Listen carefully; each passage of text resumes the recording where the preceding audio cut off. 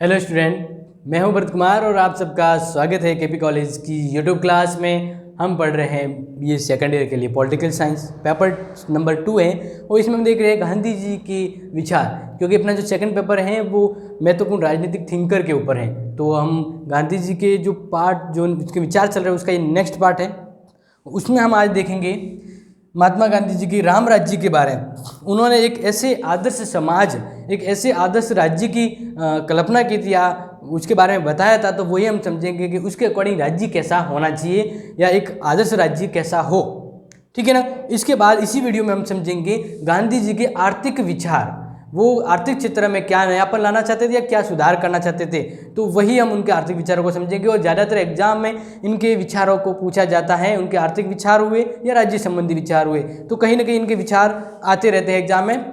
तो अब ध्यान रखेंगे कि आदर्श राज्य को यहाँ पे राम राज्य की कल्पना भी दी गई है, क्योंकि गांधी जी चाहते थे कि जो आदर्श महापुरुष राम के समय जो राज्य था वो कैसा था, उसमें कैसी व्यवस्था थी, उसी व्यवस्था को यहाँ पे ध्यान में रखते हुए गांधी जी ने एक अच्छे समाज की व्यवस्था को अपनाने, एक अच्छे समाज को बनाने के लिए विचार दिए।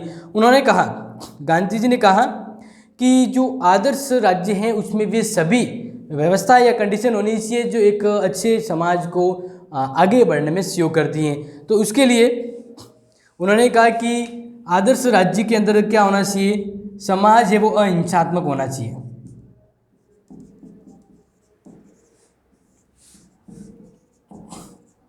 गांधी जी ने कहा कि एक समाज है वो अहिंसात्मक होगा। कैसा होगा?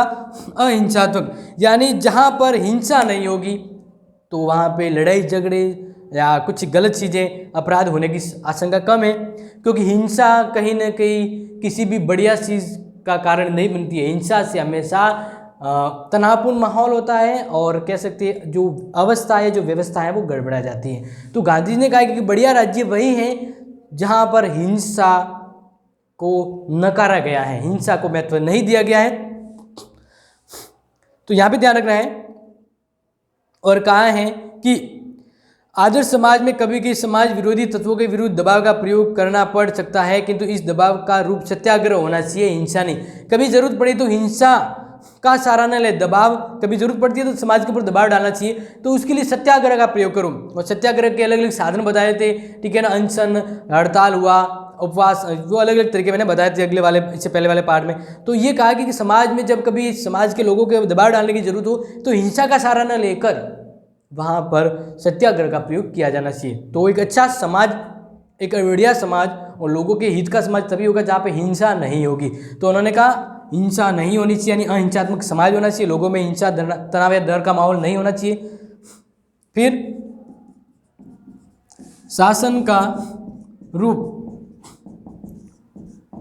लोकतंत्रात्मक या फिर लोकतांत्रिक।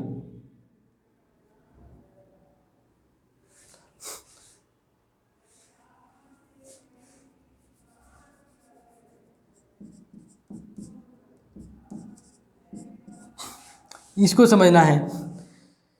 गांधी जी ने अपने विचारों में ये भी कहा है कि अहिंसात्मक समाज के साथ साथ समाज में लोकतंत्रीय व्यवस्था होनी चाहिए। जनता को न केवल मत देने का अधिकार हो, वरन जनता सक्रिय रूप से शासन के संचालन में भी भाग ले।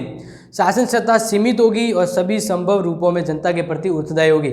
होता है ना, एक समाज है, समाज में शासन व्यवस्था क्या होती है, तानाशाही है, राजतंत्र है या लोकतंत्र है। तो गांधी जी ने कहा कि लोकतंत्र सबसे बढ़िया है वहाँ पर, यानी गांधी जी के समाज के अकॉर्डिंग कह रहे हैं कि गांधी जी ने कहा कि समाज के अंदर शासन व्यवस्था होनी चाहिए, वो लोकतांत्रिक होनी चाहिए, लोकतंत्रात्मक होनी चाहिए। सभी लोगों को उस राजकीय कार्यों में भाग लेने का अवसर मिले, सबको बराबर का अधिकार मिले और सब अपने योजना का परिपूर्ण और या अपना विकास है वो उस राज्य में कर सके। तो ऐसा समाज है वो लोकतांत्रिक होना चाहिए। तो शासन व्यवस्था लोकतांत्रिक होनी चाहिए। गांधी जी ने ऐसे आदर्श समाज की कल्पना की, अपने विचार दिए। तीसरी विशेषता गांधी जी के राम राज्य, जिसको हम आदर्श राज्य भी कहते हैं, उसके अकॉर्डिंग विकेंद्रीकरणता।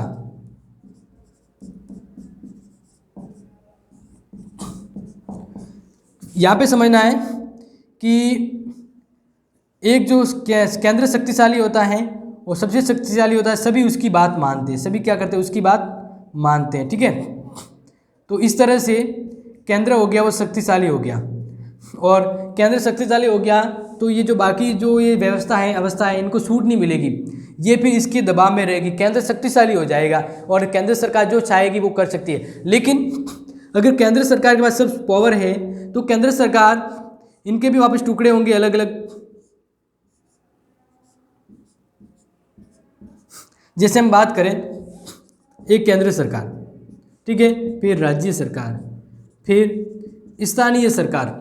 अगर केंद्र शक्तिशाली होगा, सब शक्ति केंद्र के पास होगी, तो वह इनके लिए अच्छा कर सकता है। लेकिन केंद्र सरकार स्थानीय शासन के लिए कुछ नहीं कर पाएगा, और स्थानीय शासन में जो लोग रहते हैं, स्थान यानी जो जनरल गाँव वगैरह वहाँ पे रहते हैं, केंद्र सरकार उनकी स्थिति या उनकी कंडीशन या उनकी ज़रूरतें नहीं समझ पाती है। क्योंकि एक बड़ा सा फंक्शन होता है ना, आप ध्यान रखें, एक बहुत बड़ा लेवल पे ऑर्गेनाइज फंक्शन होता है, तो उसके लिए एक अध्यक्ष होता है, और अध्यक्ष अपनी शक्तियों का बंटवारा सब में करता है ताकि वह अकेला न पहुंचे, लेकिन उसके द्वारा जिसको शक्ति दी गई है वे सभी मिलकर काम करेंगे तो पूरी व्यवस्था, वो पूरा प्रोग्राम सही होता है। तो गांधी जी ने कहा कि केंद्रीकरण न करके हमें कैसी व्यवस्था अपनानी चाहिए, विकेंद्रीकरण। विकेंद्रीकरण का मतलब होता है कि हमें शक्ति सिर्फ केंद्र के पास में ही नहीं रखना है, हमें शक्ति इनमें भी बांटनी है, थोड़ी थोड़ी शक्ति इनको भी देनी है, ताकि जब इनको शक्ति देंगे तो ये शक्ति इनके पास आएगी, और इस तरह से इनके पास शक्ति, संचालन शक्ति होगी तो ये अपना बढ़िया काम करेंगे, अपनी शासन व्यवस्था अच्छी बनाएंगे। तो जब ये सुधरेंगे तो क्या राज्य सरकार अच्छी बनेगी, यहाँ की सरकार सही से काम करेगी। जब राज्य की सभी सरकार सही होगी तो केंद्र सरकार ऑटोमेटिकली अच्छे से काम कर सकती है। तो इसलिए कहा कि शक्तियों का केंद्रीकरण और शक्तियों का विकेंद्रीकरण होना चाहिए। इसलिए उन्होंने स्थानीय स्वशासन की बात की, ग्राम पंचायत यानी ग्राम स्तर के, जैसे ग्राम पंचायत वगैरह होती है, समझ गए होंगे। इस तरह का उन्होंने कहा कि ऐसी व्यवस्था से एक आदर्श समाज बन सकता है, आदर्श राज्य बन सकता है। फिर नेक्स्ट ये भी कहा है कि आर्थिक क्षेत्र में विकेंद्रीकरण होना चाहिए। यानी एक देश है और देश के पास जहाँ से इनकम आ रही है, देश के पास जहाँ से पैसा आ रहा है, जैसे बड़े बड़े डैम हो गए, खनिज संसाधन हो गया, खान वगैरह हो गई, वहाँ से जो देश को जो इच्छा मिल रहा है तो उसका केंद्रीकरण नहीं होना चाहिए। यानी देश की साधन संपत्ति पर सभी का बराबर हक होना चाहिए। जैसे देश की आमदनी है, उस आमदनी का सभी में बराबर बंटवारा होना चाहिए, सभी के लिए बराबर सुविधा होनी चाहिए। तो इस तरह आर्थिक क्षेत्र में राज्य केंद्रीकरण होकर विकेंद्रीकरण होना चाहिए, सभी को आगे बढ़ने के, आर्थिक क्षेत्र में विकास के बराबर अवसर मिलने चाहिए, सभी को बराबर देश के संसाधनों का भागीदारी मिलना चाहिए। विशाल और केंद्रीकृत उद्योग लगभग समाप्त हो जाएंगे और उसके स्थान पर कुटीर उद्योग धंधे चलाए जाने चाहिए। और ये भी कहा गया कि उन मशीनों का उपयोग किया जाना चाहिए जो व्यक्तियों के लिए सुविधाजनक हो, किंतु मशीनों का मानवीय श्रम के शोषण का साधन नहीं बनाया जाए। हर गांव अपनी आवश्यकता की वस्तुएं स्वयं उत्पन्न करे और प्रत्येक व्यक्ति अपने उत्पादन के साधनों का स्वयं शामी हो। इस प्रकार आर्थिक क्षेत्र में प्रतिस्पर्धा और शोषण नहीं होना चाहिए, उसका अंत करना चाहिए।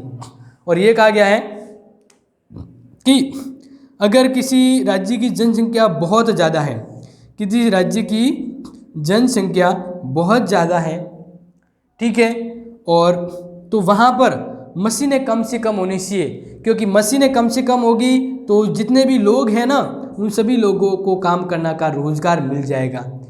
बड़ी जनसंख्या में मशीनें कम होगी तो सभी लोगों को रोज़गार के लिए काम मिल जाएगा, लेकिन बड़ी जनसंख्या बहुत है और मशीनें भी बहुत है तो लोग बेरोजगार हो जाएंगे।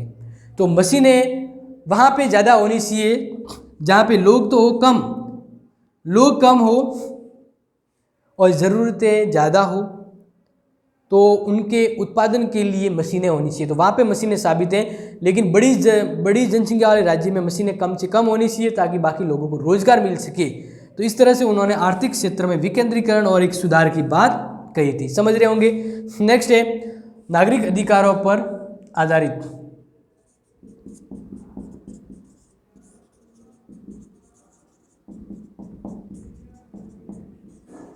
इसको ध्यान रखेंगे आप। गांधी ने कहा कि अच्छा समाज नागरिकों के अधिकारों पर निर्भर करता है कि उस समाज ने नागरिकों को किस तरह के अधिकार दिए। क्या समाज ने नागरिकों को उसके नागरिक होने के नाते हक दिया है, उनको राजनीतिक क्षेत्र में भाग लेने का अवसर दिए हैं। तो यहाँ पे ये बताया गया कि अच्छा राज्य, अच्छा समाज तभी होगा जहाँ पे नागरिकों को नागरिकता के हक और सम्मान मिलता रहे, तभी वह अपना विकास और सहानुभूति विकास कर सकते हैं। यानी एक समाज में रहते हुए नागरिकों को भाषा, वर्ण या किसी भी तरह का भेदभाव किए बिना पूरा अधिकार और नागरिकता मिलनी चाहिए। तो ये ऐसा समाज, ऐसा राज्य एक अच्छा राज्य बनेगा, उन्नति कर सकता है। नेक्स्ट हम बात करें आदर्श राज्य के बारे में, तो निजी संपत्ति का अस्तित्व।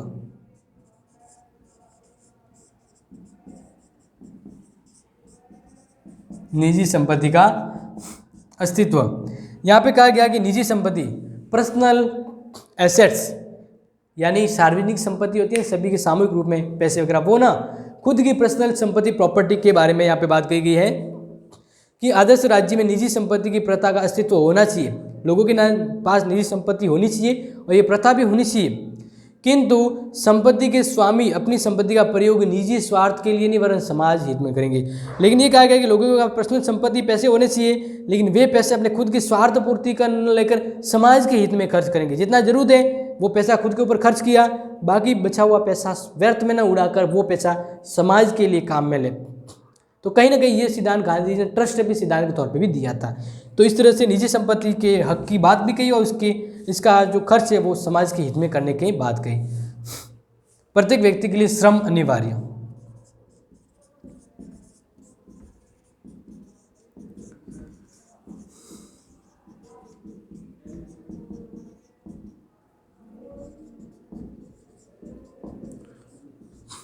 अब यहाँ पे ध्यान रखेंगे, आपको पता होगा गांधी जी ने श्रम, मेहनत को बहुत ही ज़्यादा महत्व दिया है और गांधी जी ने कहा है कि हर एक व्यक्ति को परिश्रम करना चाहिए, हर एक व्यक्ति को श्रम करना चाहिए और एक व्यक्ति होने के नाते उसका अच्छा कार्य वही है जिसमें श्रम, मेहनत से काम किया जाता है। और ये मेहनत, श्रम एक व्यक्ति को अच्छा नागरिक भी बनाती है और राज्य के प्रति उस व्यक्ति के क्या कर्तव्य है वो भी उसे ज्ञात होते हैं।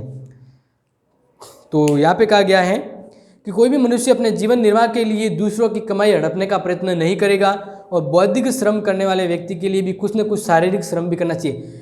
दिमाग से काम करने वाले व्यक्ति को भी श्रम करना चाहिए, फिजिकल मेहनत करनी चाहिए। सभी व्यक्तियों के लिए कुछ न कुछ शारीरिक श्रम किए जाने पर ही समाज में वास्तविक समानता स्थापित हो सकती है। मेहनत कीजिए, शारीरिक श्रम वही व्यक्ति को समाज में सही मुकाम और समाज को स्थायित्व प्रदान कर सकता है। ये बात गांधी जी ने कही कि श्रम का मूल्य बहुत ही महत्वपूर्ण है। श्रम हर व्यक्ति का एक मूलभूत कर्तव्य होना चाहिए कि व्यक्ति श्रम का उपयोग श्रम करें, माइंड के साथ साथ मेहनत को भी महत्व दिया जाए।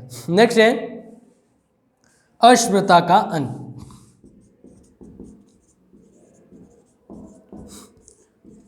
हाँ बिल्कुल, आपको पता होगा, बिल्कुल आप जो सोच रहे हैं, भारतीय संविधान में अनुच्छेद 17 के द्वारा क्या गया है कि कोई भी अस्पृश्यता को बढ़ावा नहीं देगा। तो अस्पृश्यता जैसी गंभीर सामाजिक जो समस्या है उसको समाप्त किया जाना चाहिए। और खुद गांधी जी ने भी कहा कि छुआछूत, भेदभाव वगैरह समाज में नहीं होना चाहिए। अगर समाज में एक दूसरे के प्रति भेदभाव, ऊंच नीच की भावना होगी, जातिवाद होगा, ठीक है ना, या किसी को उच्च किसी को निम्न माना जाएगा, तो समाज एक साथ कैसे आगे बढ़ेगा। जब समाज में लोगों में भी भेदभाव है तो समाज एक साथ अच्छे आगे नहीं बढ़ सकता है। तो उसने कहा कि भेदभाव नहीं होना चाहिए, अस्पृश्यता, छुआछूत जैसी व्यवस्था नहीं होनी चाहिए, तभी समाज अच्छा बन सकता है। तो गांधी जी ने कहा कि अस्पृश्यता जैसी गंभीर बीमारी है, सामाजिक बीमारी, उसको समाप्त किया जाना चाहिए, ठीक है ना। इसके अलावा और कहा मद्य निषेध, यानी धूम्रपान, मद्य निषेध नहीं किया ना, एक अच्छा समाज, एक अच्छा राज्य है वो धूम्रपान को बढ़ावा नहीं देगा, क्योंकि लोग नशे के अंतर्गत डूबकर अपने कर्तव्य को भूल जाते हैं और इस तरह से एक समाज आगे नहीं बढ़ता है, वो गर्त में जाता है। तो गांधी जी ने कहा, यह विचार है कि मद या अन्य मादक नशे वाले पदार्थों का प्रयोग व्यक्ति को शारीरिक पतन की ओर ले जाता है। व्यक्ति अगर मादक पदार्थों में व्यक्त या उसका आदी हो जाएगा तो उसका शारीरिक पतन हो जाएगा, और जब शारीरिक पतन होता है तो इससे आदर्श राज्य में व्यवस्थित समाज की कल्पना नहीं की जा सकती और समाज में न तो मादक पदार्थों का उत्पादन होना चाहिए और नहीं बिक्री। तो यहाँ पे कहा गया कि मादक पदार्थ बिल्कुल भी राज्य में अलाउ करना ही नहीं चाहिए। और इसके साथ साथ एक और अच्छी बात कही, निःशुल्क प्राथमिक शिक्षा। और ये आज के समय ये अधिकारों के रूप में भी मिली है व्यक्ति को, बच्चों को ये निःशुल्क अधिकार दिया गया प्राथमिक शिक्षा का। तो गांधी जी ने कहा कि अच्छा समाज तभी होगा जब प्राथमिक स्तर पर जो व्यवस्था है शिक्षा की वो राज्य करेगा, और राज्य के द्वारा प्राथमिक स्तर पर जो शिक्षा दी जाएगी वो निःशुल्क रूप में दी जाएगी, ताकि कुछ गरीब या कुछ जो शिक्षा प्रदान कराने के समर्थ नहीं है उनको भी ये प्राथमिक शिक्षा मिल सके निःशुल्क रूप में। और क्योंकि पढ़ना यानी जो एजुकेशन है बहुत ही इंपॉर्टेंट है, गांधी जी ने ये समझा है, और इसी को तर्क में रखते हुए, उसको सामने रखते हुए गांधी जी ने कहा कि प्राथमिक शिक्षा वो निःशुल्क होनी चाहिए और राज्य इसके लिए व्यवस्था करेगा। एक इस तरह से जब समाज के अंतर्गत व्यवस्था होगी तो वह राज्य एक अच्छा राज्य बन सकता है सामाजिक, आर्थिक और किसी भी क्षेत्र में, और इसको हम कहेंगे राम राज्य या आदर्श राज्य।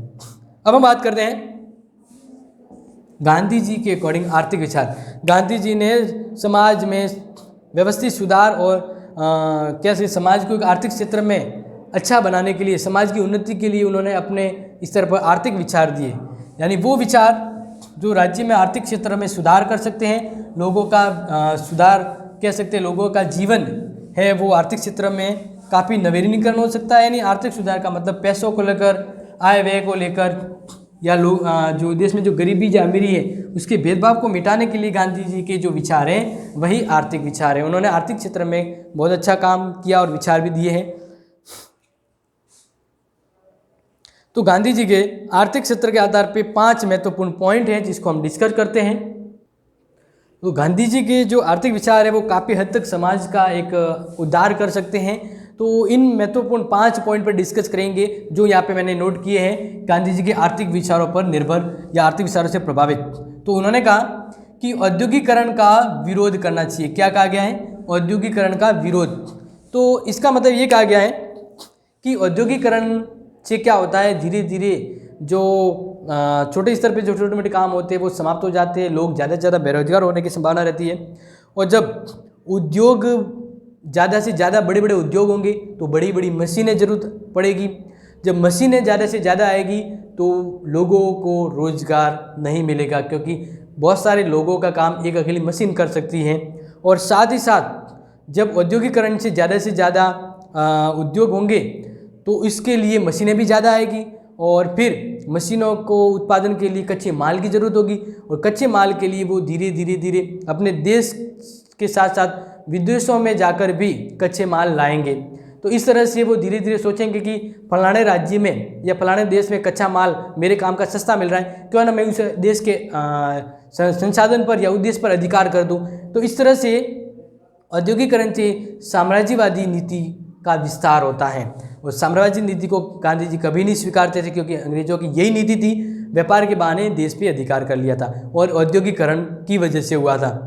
तो यहाँ पे ये कहा गया है कि इस प्रवृत्ति से साम्राज्यवाद और उपनिवेशवाद को जन्म होता है, और औद्योगिकरण से ज़्यादा लोग बेरोजगार होते हैं, और पूंजी का बहुत सारा हिस्सा एक वर्ग के पास आता है और दूसरा वर्ग उससे वंचित रहता है। साथ ही साथ ये बात भी कही गई है कि औद्योगिकरण से शोषण को प्रोत्साहन मिलता है। औद्योगिकरण से शोषण को प्रोत्साहन मिलता है। औद्योगिकरण से बेकारी भी बढ़ती है, क्योंकि मानवीय श्रम का स्थान मशीनें ले लेती हैं, तो लोग बेरोजगार हो जाएंगे।